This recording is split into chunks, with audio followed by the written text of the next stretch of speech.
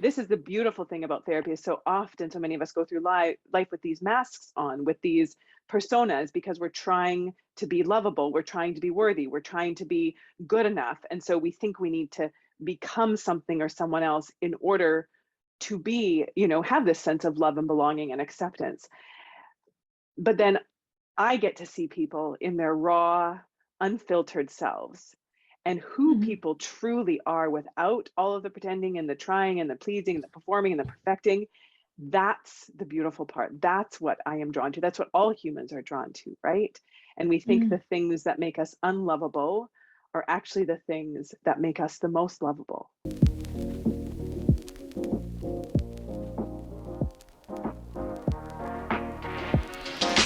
Hey guys, welcome back to the Push Podcast. I'm Janelle Copeland. And I'm Edward. Yes, Copeland. Yes. I hate the way your intros go, but whatever. This is an exciting episode. This is episode number 134, and we've got a great guest for you. And I want to dive right in, and then I'll pass it over to her and you, and we can talk about our what in the world as a group. But I want you to meet Julia Kristina. She holds a master's in counseling psychology. She's a registered clinical counselor and therapist. She's a researcher. She's a mindset coach. She's the creator of the Shift Society, very similar to the Push, right? Yeah. She helps heart-centered humans break through the crap that's holding them back so that they can get unstuck and move towards the things that life has to offer to them and who they're meant to be. Since 2012, she's grown her small counseling practice into a team of several mental health professionals who are all focused on giving tough love and having those conversations to help people move forward. She's a mom of 3 small children, 4, 7, and 8, I think, right? She's a public speaker. She's a YouTube sensation and has nearly 285,000 YouTube subscribers. She's our friend, and now she gets to add the title author to her resume because as of today, Julia's book comes out and it's called Drive Your Own Darn Bus: How to Get Mentally Strong and into the Driver's Seat of Your Life. And so welcome, friend. Yay! We're working. So glad to be here with both of you. Okay, before we get started, because we're today going to be talking about something very important, and that is when life is just simply not going your way. It feels overwhelming, and there's a million reasons why life could feel like it's not going your way. But before we do, we start off every episode with a what in the world. So Eddie has a what in the world, and maybe you'll come up with one too, Julia. So what's your what in the world, Eddie? My what in the world is, okay, so before we got on and started recording, we were just chatting and talking about the kids' ages, right? And it never fails. Anytime we talk about how old our kids are, the next thing people say is, have you watched Euphoria? So my what in the world is, what is going on in Euphoria and why? And why did you ask why that, should Julia? we be so concerned? Have you seen it? No, not yet. Okay, well, I guess kept seeing memes about it on social media, and it's like all the rage and no one in my real life is talking about it, but everyone online is talking about it. I'm like, what is this show? Like, maybe it seems like a little bit of like a modern day Gossip Girl. Let's give it a try. And so we watched it the other night, and I was like, holy crap, this is like teenage porn. And these kids are like 15, 16 years old. Oh my God. I am never, this is what they're doing, and I am never letting my daughters out of the house. I'm like, they are locked up until they are 25. Like, just so that everyone knows, like, this is not what I was doing when I was 15. Is this what's happening? I was like, the worst of my transgressions when I was 15 was like walking around the streets with my friends pretending to drink and acting drunk because my parents would be picking me up, and I'm like, my parents are picking me up at 10:30. I can't actually be drunk, so I'll just pretend to drink and act drunk so I don't look lame.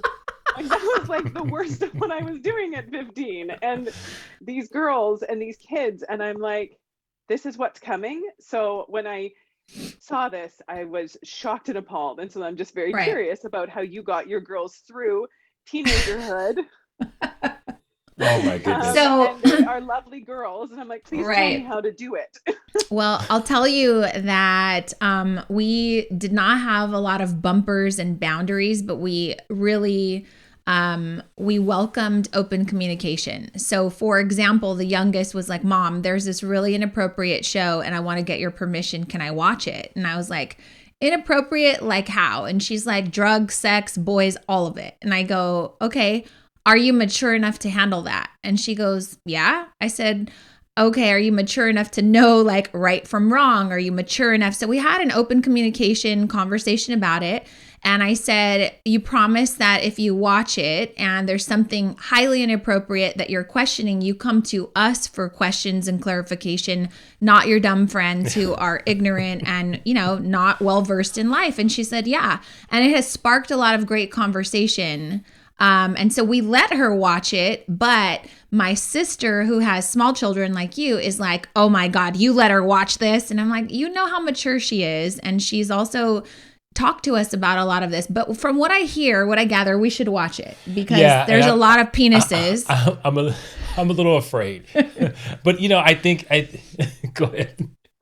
No, I was gonna say, I was like, I'm a grown up and I've watched even like Sex in the City and I was disturbed by this show. I was like, I don't think I can watch anymore. Like I kind of had this sick feeling in my stomach. It's all of it. It's all of the sex and the drugs and the partying and like, borderline like rape and stuff like that. And I'm like, I can't be entertained by this. I just don't think I can be entertained by this.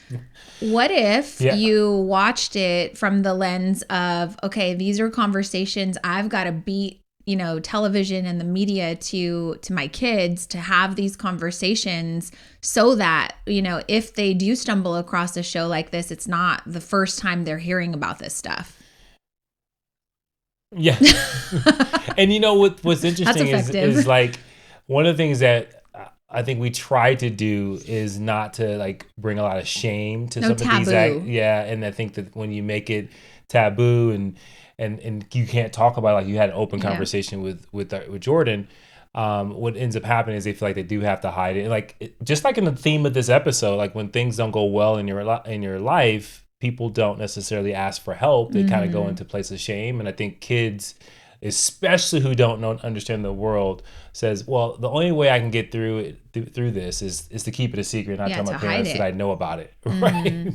I'll just play stupid if they do. But if I'm shocked, like you were shocked, I'm going to go back and just retroactively lock them back up. Just like, okay, you know what? This could have happened. Not sure if it did, but you're staying in your room until I feel better about myself. Oh my gosh. But yeah, no, it is true. Like having that open dialogue. I mean, I would not probably let my children watch this show, but talking about your kids are young. Influence. Yeah.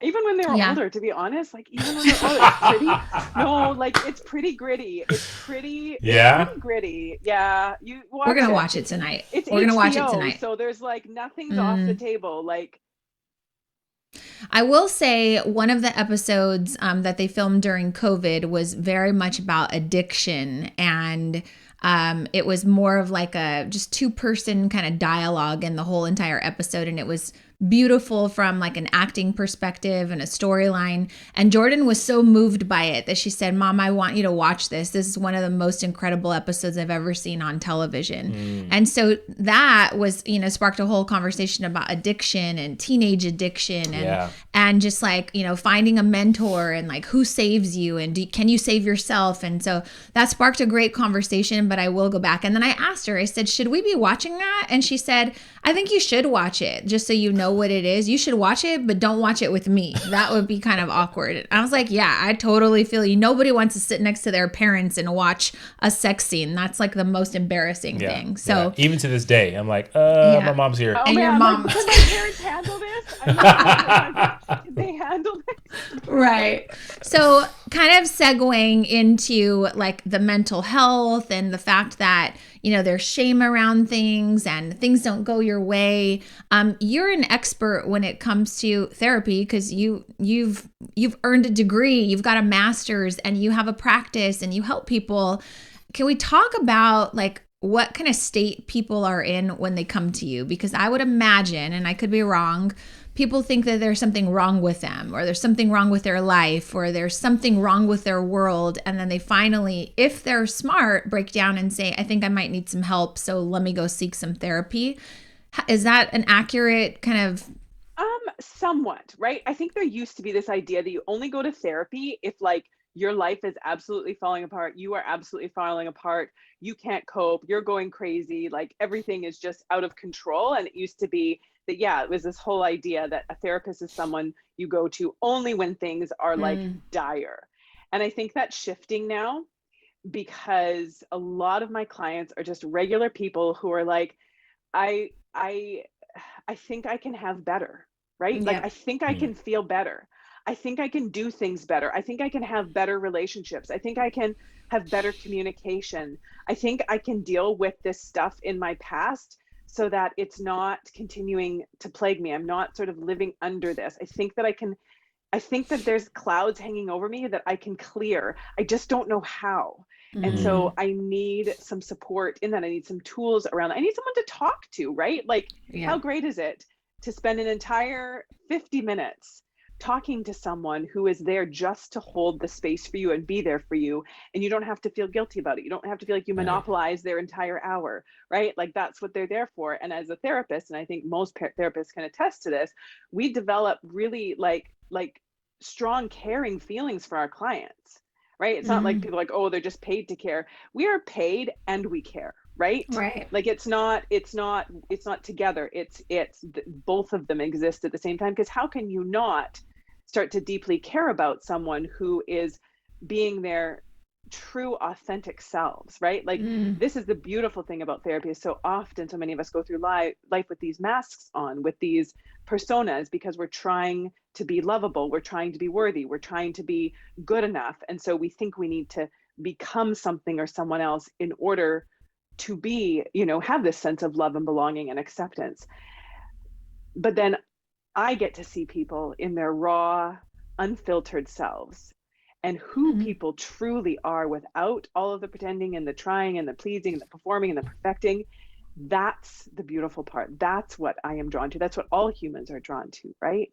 And we think the things that make us unlovable are actually the things that make us the most lovable, right? Being our authentic selves and not thinking we have to put on. So I get that privilege every single day. And it's amazing how beautiful humans are underneath all the crap that we try to put on, that to try and make ourselves appear, beautiful, both physically or even, emotionally, mentally, all of that stuff. So yeah, that's great. I've got the best job. I've got the best job. You said a quite a lot in that, and I have a question. So, I think people might be listening to this and they're either thinking about doing therapy, or they've done therapy and maybe they've walked away saying it didn't work. We like, even in the fitness industry, it's the same thing. Like people go to help and then, for whatever reason, they can't find a way to get to make it work for them. When you think about like what gets in the way of someone actually having a breakthrough, is there a common thing for most people? So I think I look at therapy in a different way, and I use a lot of fitness metaphors, right? A lot of times people think, okay, I'm going to go work out really hard for a week, and if I don't come out with like rock hard abs and like an ass that you can bounce quarters off of, then it's not working and I give up, right? As opposed to you show up, you lift the weights, you do the cardio and get your heart rate up.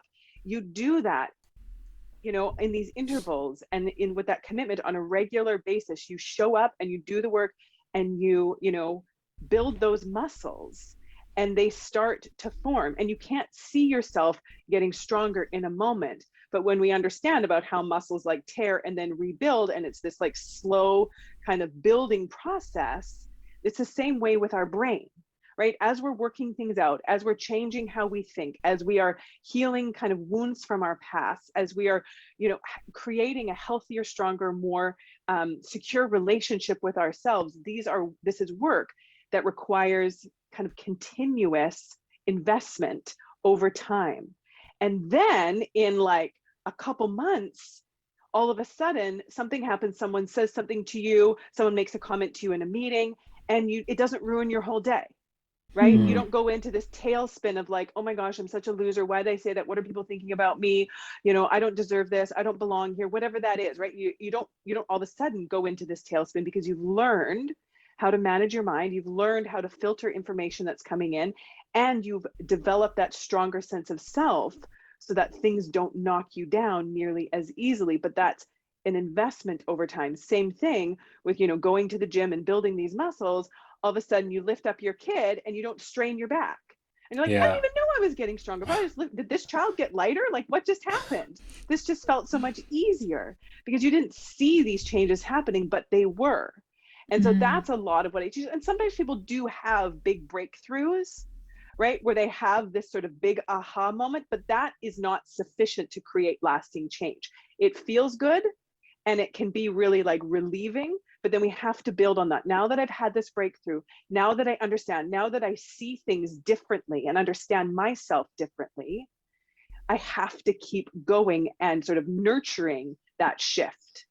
I can't just expect that it's going to change everything, right? Because our brains like to go back to the default. So that's why it's the same with muscles, right? If you stop working out, your muscles are not going to stay strong. They're going to go kind of back to the way they were before. So that continuous investment in that, you keep picking up and lifting, right? You keep hopping on the treadmill or getting out and going for a run. If you want to keep yourself in like top cardiovascular strength, you have to keep nurturing that. You have to keep investing in that. It's the same with our brains, right? Our brains are like that as well, that we build. We don't just like change overnight. And that's why I call it the shift societies. They say, big transformation happens one key shift at a time. And we have these shifts every single day. And those small shifts add up to and eventually become these big transformations that we don't see in the moment, but are always happening if we are investing ourselves in it. I think that's huge, because I think for most people, not most people, I think a lot of people think when I go to therapy, like I should have all of these quick epiphanies, like oh my God, my mind's being blown every single time I go. And I love what you said there, because it is a process for change, and it is very much like how your body is built. And it also made me think when you were saying it, it's like no one, but maybe some people do, question the fact that they don't just have automatic muscles. Like no one says, like why do you think they have BBLs now? Yes, but no one ever says, like, how come I just don't have muscles all of a sudden? But they do wonder, like, I think on the flip side of that, they go, why can't I handle this experience that happened, right? You know what I mean? So I look at it from when you said that, it made me think about like, oh, that makes sense. Like, I think people think that they should already have the tools and the strategies to handle things when they haven't done the actual work to build that up. So that's or they don't know how. You mentioned something about like your brain you don't get a manual with it. Can you explain that? Well, and I think that's such a huge thing, because I talk a lot about shame in my teaching, because we shame ourselves and blame ourselves and criticize ourselves all the time for whatever it is we're doing or not doing, including not being able to have the thoughts and feelings that we think that we should have. Like, don't take this personally, just get over it. Don't stress about it. Don't worry about it. Like, we just let it go, right? We tell ourselves, and then we can't just do that. And we're like, what's wrong with me? Why am I stressing about this or thinking about this or getting so upset about this or taking this so personally? Like, what is wrong with me? And we judge and blame ourselves for it, instead of understanding that we, between our two ears and underneath this skull, we have the most complex machine on the planet. Research shows that we really only understand about 10 to 15% of the brain's capacity and what the brain does and how it works. Like 10 to 15%. Wow. This machine is so complex, and we're just born with it, but get no instruction on how to use it. There's no manual, there's no resource. And we're kind of just left to our own devices to try to figure it out, or we leave it to other people who also don't know what they're doing, right? Our parents, our influence, the people who influence us, they don't really know how to manage their own minds. And so they can't really teach us how to do it. And so we're all just kind of flailing around, trying to figure out, doing our best. And then we blame ourselves because we don't know how to properly use this machine that no one ever taught us how to use properly, and that never came with a manual. And so like reducing or even eliminating that shame from it and being like, okay, this is not going well. I would like to learn how to think better, feel better, show up differently, relate better, communicate better, love better, give better. I want to figure out how to do this better. And so I need help learning how to do that. Mm. And there's no shame in that, right? I think it's, it's kind of a waste to sit and struggle on your own and then blame yourself for not knowing how to do something you've never been taught how to do, rather than just being like, hey, this is tough, I need some help. Yeah. Okay. This is what comes to mind. I don't know if anyone else is feeling this way, but when you talk about a manual, it's like heavy machinery or like the most robust machinery, but you don't get a manual. It reminds me of my freaking iPhone. Like the iPhones do everything, right?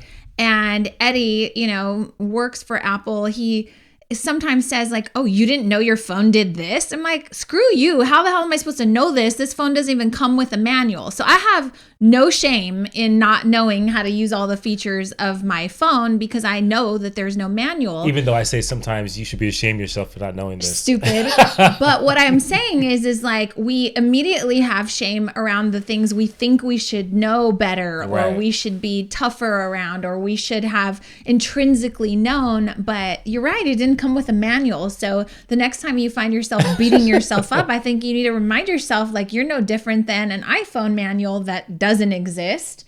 And you need to either, lean into some, like I have Googled like how to use certain features on my phone. I don't think we're Googling like how to get better at getting through disappointment, how to get through or better communicate with ourselves or stop shaming, kinder right? to ourselves. Right. Not let our thoughts kind of, irrational, unhelpful, destructive thoughts rule our lives, right? Yeah. Well, you made me think of your stand-up when Eddie's like, oh, you don't know how to use this feature, you don't know how to use this iPhone. Shame. Being like, screw you, right? Or if someone was to come to you and be like, oh, like, why are you so sensitive? Being like, screw you, I've never really learned how to hone my sensitivity, right? Like I've never learned, because like, and that's a lot of the people that I speak with, a lot of people that come to me for individual therapy, even in my membership community, in the Shift Society. The work I do isn't necessarily for a certain age or demographic, it's for a personality type. And I've realized this because I have people in my membership anywhere, we've got like 400 people in there, and they're everywhere from like 25 to 75, right?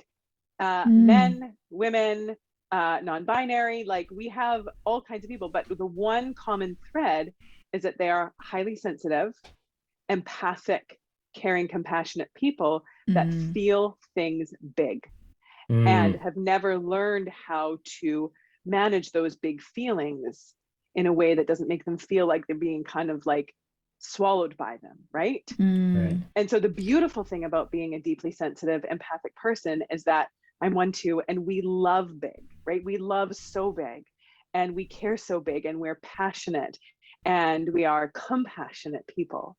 But it also means the flip side of that is that we feel other things big. We feel disappointment big. We feel sadness big. We feel rejection big. We tend to overthink things a lot, right? We tend to kind of get stuck in like thought spirals and tend to also blame ourselves a lot for stuff, right? We're just intense people that have never really learned how to hone that intensity so that we can benefit from all the amazing things about it, but not let the flip side of it, so the shadow side of it, rule us or hold us back or, keep us feeling not good, right? And that's why I say, like, helping people get through the crap that's holding them back. And so much of the crap is our own sort of thoughts, ideas, and beliefs that we have in our brains that are not serving, helpful, or healthy. Julia, I have a question for you. So like you mentioned, we talked about shame and the feeling that we should know how to do this, right? Where do we feel like that? Where does that come from? Like, why do we feel like we should know how to handle our brain? like why does it lead to that? I think there's a few things going on. I think we look around at other people and we assume, because we don't see people like sitting in like, sitting at bus stops crying, or like walking down the street having tantrums, or, like laying down and just like not wanting to move or go anywhere and do anything, just feeling so like hopeless or helpless. We don't really see that. And so we just see people going around in life, just sort of living life, doing their thing. And we're like, they seem fine, right? How come I'm not? Right. And so then we think that everybody else is fine. But the truth is, most people think that we're fine, right? And like, we're all just sort of walking around. We can't see in someone's internal world. And so we think it's just us that's struggling. It's just us that's going through these hard things. It's just us that is having a hard time. It's just us that, has these thoughts that are going through our minds and these feelings that we are feeling overwhelmed by, and these life situations that we feel like we're being swallowed whole by. And we think it's just us. And so, one of the things that is always surprising, and it's really cool, but it's always surprising for people in my membership community in the Shift Society, is that they come in, and when they start to read the posts that people post, the things that people are looking for support with, looking for some tools and guidance with, and they're like, oh my gosh, I thought I was alone. I thought that this meant there was something wrong with me. I thought that I was just humaning wrong and everyone else had it relatively figured out. And just that feeling, and Dr. Kristin Neff, who is the creator of self-compassion, has broken down self-compassion, like what it actually is, into 3 parts. It's kindness to self, it's mindfulness, and it's common humanity. Right? This common humanity, when we truly understand that we are never alone in the things that we struggle with. And struggling doesn't mean that we are broken, flawed, weird, or an outlier. It just means we're human. And as soon as we bring in that common humanity and stop, covering ourselves with shame, then we can start to clear it away and actually deal with it. Because we get so clouded under shame that we don't want to admit it. We don't want to talk about it. We don't want to deal with it, because we're like, if people knew these things about me, they'd go running for the hills. Yeah. And the truth is, if people knew those things about you, they'd probably breathe a sigh of relief, because they'd be like, oh, thank goodness I'm not the only one. And give you a big hug. That's huge. That's huge. Yeah. Yeah. So kind of thinking about all of everything that you just said, and being disappointed by life, but feeling like, there's shame wrapped around that because you're supposed to be somewhere different. I mean, that's kind of what we're talking about today. Like maybe you're disappointed by career goals. Like you should have had this figured out by now. Maybe it's financial stability or wealth building. I should know. I've been humaning for 42 years. I should have my finances together. It could be success in your business. I've been in business for 5 years. You have children who are acting out. You've done everything you can as a parent. What is your advice when people feel like I'm just not where I'm supposed to be in life? It's not going the way that I want it to be. And they start to attach all of the shame and meaning and things that are not really helpful. What is your advice when someone feels like they're not where they should be, or life's not going the way it should be? Yeah. So the first part of that is that it's all just made up, right? Sort of these social prescriptions of where life should be at what point.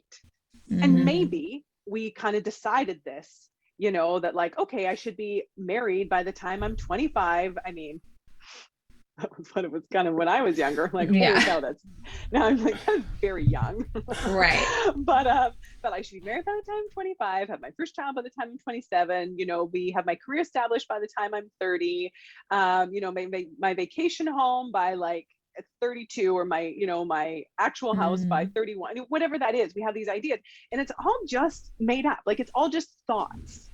There's no kind of like divine wisdom that's like thundering down from the clouds saying, thou shalt have this life order to be a worthy human being.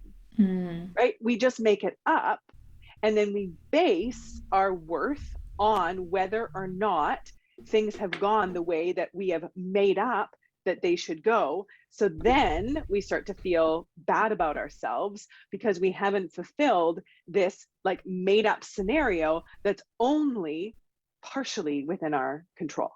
And so then we just end up feeling terrible. And when we feel terrible, right, when the human brain feels terrible, what it naturally wants to do is shut down and avoid. So then we're also dealing with the fact that like, I don't have these things in my life that I want, and I don't feel like going to get them because I feel like such a loser. And so then we continue to not have what we want because we don't have the motivation or the energy or the resolve to go and get it, because we're just sitting around licking our wounds and feeling terrible about the fact that we don't have this thing at this timeline that was just made up, socially prescribed in the first place. So that kind of runs a little bit deeper into this whole stuff, or this whole thing. But we're talking about like how to keep going when you feel like giving up. What about if you took away this idea or expectation that it has to happen exactly like this, And my goal is to put one foot in front of the other and to continue to find kind of resources to help me, to find people to help me, to learn more things so that I can keep moving forward within this. And if something isn't working, try something else. Am I willing to take massive action instead of do a few things and be like, well, tried everything, I give up now, it didn't happen easily, so guess that's it for me, right? Am I willing to do whatever it takes to make it happen? And not just like doing things, but like doing the things that are moving you in the right direction. Often we do that too. We're like, well, I did this, like I went to the bingo hall to meet a man and, I didn't meet any. And it's like, well. So that doesn't work. There are no good men on the earth, right? There's no good men. Especially right? the bingo ball. Right? Like, if you're like whatever kind of person who's not even into bingo, but you're like, I heard there was lots of men out there playing bingo, so I went to the bingo with hall. A lot of time on their hands. Right? I didn't find one for me, so therefore there's no men out there, right? Yeah. Or it's like I've been trying these parenting strategies with my kids, and then my kid is not responding, so I'm just going to keep trying the same ones instead of being like, okay, maybe my kid doesn't respond to that because that's not the right strategy for them. Or with my business, I've been doing all these things. I keep showing up. I keep spitting out these podcasts or these YouTube videos or these social media posts, and it's just not getting any traction. Okay, but maybe I haven't learned how to do it in the effective way. I've just been doing it, right? I haven't gotten any coaching around it. I haven't gotten any kind of anyone to help me learn how to do it properly. I haven't figured out where my audience is and what my platform is and what people want to hear from me, right? Like often we do that as humans. We're like, well, I tried. And then we're like, forget it. It's not going the way I want. I give up, instead of being like, okay, how tenacious are you? And I say that a lot. As I was going to say, I say that a lot with me. Like, I'm not the most talented or intelligent, or, remarkable human being on the planet by any means. But what I lack in intelligence and what I lack in, talent, I make up for in determination. That's great. And it's funny when you were saying, like when we are hurt and the brain wants to kind of get to a place where it wants to, remove itself. I think about it and you're going to laugh, but I think about it from a standpoint of you stub your toe, right? You're walking in your house, you stub your toe on the couch, right? For whatever reason, we blame the couch. No. Men blame the couch. I blame the couch. Wait, what do women blame? Women blame ourselves. Oh. That's what I'm saying. It's like when things happen, it feels like sometimes we become the victim no matter what. And like I've become the victim of this couch. This couch reached out and it stubbed my toe, and it wouldn't happen if the couch wasn't there. But right? What she said was great too. Yeah. She said men blame the couch. So you didn't do it, but something else is to blame. Women, because we're so hard on ourselves, though, we say, God dang, stupid. You didn't know the couch was there. Right. Why did I just do that? I'm so dumb. Why did I just get too close to the couch? Yeah. That's powerful. But either way, it's debilitating, right? Right. Either way. Yeah. Overblaming others, overblaming ourselves, it's all avoidance of responsibility. Right. That's what I thought of when you said that. I was like, yeah, I mean, I can remember times in my career where I felt like I was being victimized because of the situation I was in, and it rendered me powerless. Right. And so it just resonated with what you said. And I think that that's huge because I want to get to a place where I'm not blaming the couch. I'm just saying that's a bad situation that happened, and now I need to move forward and be more careful next time. Yeah. Well, and I mean, and that's the truth though too, Eddie, is that there are often circumstances that are difficult for people, right? Like there are systems and structures in place that hold certain people back, right? And that can get in the way. And there's also human beings who want to hold other people back. And so denying that there's barriers and being like, well, I'm just going to, do it anyways. And pretend that that's not there. Well, it's not, it is. There are things that get in our way. And it's not saying that I always have control over those barriers, but saying like, well, there's these barriers. So like, it's going to be too hard. I give up, instead of there's these barriers. What do I want to do with that? Right? Like this is this thing that I have to deal with. right? What do I want to do with that? How do I want to work with that if I cannot remove it? So like you said with the couch, I can't remove this couch from the room, but how can I work with and around the couch so that I don't keep smacking my foot into it? And the same is true for like your That's finances, huge. Right? Like, so I can't necessarily make more money perhaps in this current role that I'm in, but how can I work around? How can I find a different solution? Is that a part-time job? Is that doing more in my current job? So I think what you're saying is be tenacious and resourceful, because blaming and being disappointed and overly shaming yourself is not going to be helpful. So finding some sort of area in the situation that maybe it's out of your control, but there's an element that you can control, and there's an element that you can influence, and there's something that you can do. And so I think that's what you're saying, is like find that little thing that is tweakable, right? If you're having issues with your parent or your kids and they're not listening and you've been doing the same thing, well, read a new book and figure out a different way to parent then, find an online coach that will help you figure out how to parent a teenager. Because why? There's no manual and you've never done it before. So you wouldn't be well versed in this, or right? watch Euphoria and you'll know don't watch things Euphoria. can get worse, right?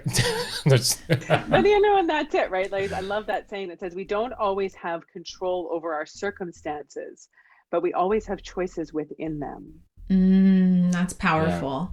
Yeah. Powerful. So what do I do with that? Do I throw my hands up and say, "There's nothing works. This isn't working. Yeah. There's too many barriers. It's just too hard. Forget it." Or do I say, "This is what I want, and I will stop at nothing to get it"? Yeah. Because I deserve that tenaciousness from me, right? I deserve that determination from me. I deserve to show myself what I can do. And, really looking at the point of a goal is not just to reach the goal, although that feels lovely.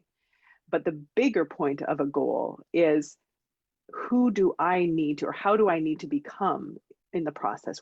How do I need to grow? What do I need to overcome? What do I need to face? What do I need to struggle through and get to the other side of? And how do I need to grow in this process? That's it, right? Like all of life is process. Goals are moments, but the rest of life is process. And so what is this, right? Instead of saying like, this is so hard, this is going to be too hard, I don't want to do it. Instead of, this is my chance to see what I'm made of, to grow, to learn, to expand, to experience, to create. And if I can stay in that energy, then nothing is really too hard. It's just stuff that we're doing to have this sort of bigger kind of life experience while we're here. Love it. That's good. So can I just ask you this kind of before we wrap things up? Since you're a counselor, you're a therapist, you've gone to school for this. Do you have all your shit together? Like, are you like winning in every area of your life? Because I think people would think that, right? Like, well, you give advice, so your life must be perfect. Is that the case? I mean, I know the answer, but can you be real about this? To anyone who watches my YouTube channel, I talk openly about things I'm going through. So much of, I think what makes me a good therapist and relatable is that I'm honest about being like, I don't have it all together. What I'm working towards right now is a half managed mind. If I can, if I can manage half my mind, a little more than half the time, then I say we're doing well. And can you imagine if we lived in the world where about half the population was going through life with a half managed mind, how much better our world would be. Like, can you imagine that for a second? Yeah. So that's great. We're looking for growth, right? We're not looking for perfect, and we do not aspire to perfect because there's no such thing. But we're going for understanding ourselves better, being more mindful and intentional about how we're showing up, about how we're talking to ourselves, about how we're thinking about things, about how we're interacting with life and, with other people, and even interacting with ourselves on a daily basis. Like, what does that look like? And so for me, absolutely not. I do not have it all together. I use my own brain a lot just for the mill to be like, okay, here's what's going on. Let's sort this out. And here's how I'm using the tools that I teach, right? I use the things that I teach, all of it. Yeah. What I love and appreciate about every time we talk, we get on and it's like no BS. It's like, what are you struggling with? How can I help you? Here's a resource. Let's do this. And we have no shame at all in like, these are the things that are holding me back right now. This is what I'm pissed off about. This is what I'm working through. And so I appreciate that. And I'm really excited for you to ship this book out into the world. You put a video up about things not going the way that you wanted them to go. And you talked about your book and writing this book. And it just was not a process that you thought was going the way that it was supposed to go. And so just using, like you said, your own experiences to get people to understand that it's relatable. Your book, Drive Your Own Darn Bus. I would have put some explicit language in there. Oh. Woo! Yes. So we're going to give away 5 of those books to listeners that are willing to take a few minutes and write a review for the Push Podcast, and then go follow Julia Kristina. You can, we want to send 5 copies of this book out to you listeners, because I know that it's going to help change some lives and some perspectives. And I just want you to tell everybody where they can go find you. Your YouTube channel is amazing. So many great resources, but tell everyone before you go how they can follow you and connect with you, and yeah, all the things. So I'm at Julia Counselor with 2 L's because Canadian. And it's on Instagram and Facebook there. And then you can just type Julia Kristina with a K on YouTube. It will come up. My website, juliakristina.com. Pretty much if you just Google Julia Kristina with a K again, it will all come up. And we're going to link everything in our show notes. And, you know, I hope that you guys got something out of this, because life is not going to always go your way. There will always be challenges, is what I heard you say many times throughout this. And we're all dealing with challenges, but hopefully we can kind of minimize some of the shame and the self-sabotaging and beating up of ourselves, the emotional abuse that we give ourselves. You think about how we would never talk to somebody else the way we often talk to ourselves, right? And if we could even be half as kind to ourselves and gracious and, pleasant with ourselves as we are to other people, how much different we would feel, right? Mic drop. Done. Be kind to yourself, people. Go follow Julia Kristina and pick up her book. We will see you guys in the next episode. Bye-bye. Thank you. Push through.